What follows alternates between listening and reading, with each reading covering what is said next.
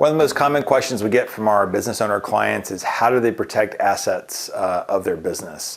And I jotted down a few things that come to mind. First of all, it goes without saying, you should probably be obeying the rules and regulations of your industry. So that's number one way to keep your assets out of harm's way is to be a good player, good ethics within your business. That's a great way to avoid it. Number one or number two, I would say you need to formally incorporate your business as a LLC or a C Corp or an S Corp.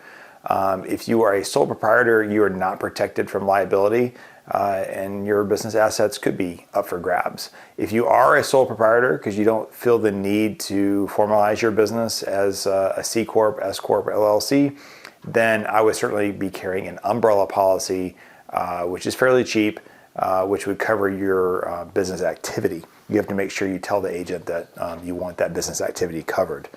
Another thing I would do is keep bank accounts separate. So separate your personal expenses from your business expenses. Don't let those commingle. When you let business and personal assets commingle, if you run an LLC or an S Corp or a C Corp, that's going to cause a lot of problems in your defense because they're going to say, Your Honor, this business is not really a business, it's just his personal assets. See, here's proof.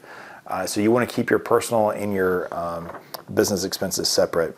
Another thing you can easily do is get business liability insurance. So in my world, it's called errors and omissions insurance. In your world, it could be something different, but having professional liability insurance would help cover you in event of something failing.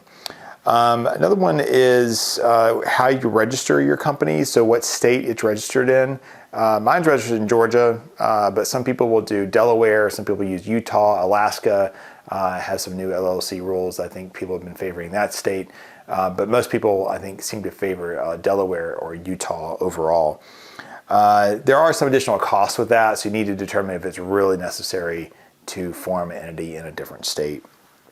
Another thing you can do is transfer the ownership of your business into a trust.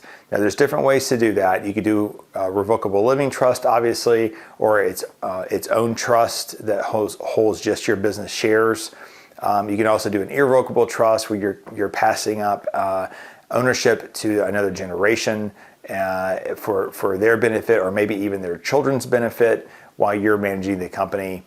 For a salary or equity. There's a million ways you can structure this, but some people will place their business inside a trust. Another one too, people don't always think about when they think about protecting a company or protecting assets is having enough life insurance as well. So if your business carries any debt and you've passed away and you're the key person to that business, you might consider having enough life insurance to cover the debt, but also hire a replacement. So it allows your family to hire someone to run the company for the benefit of the family, or a key person in your company. If they were to pass away, that's a risk.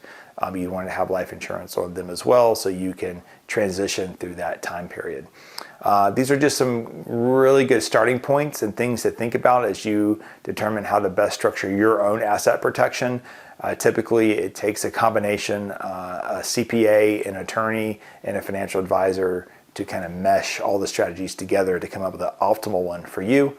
We're doing that for several businesses now, and it's a very interesting process. Each one's unique in its own way. So don't just rely on videos like this and what you can Google. You do need to consult with multiple professionals to lay out a solid plan. Thanks for watching.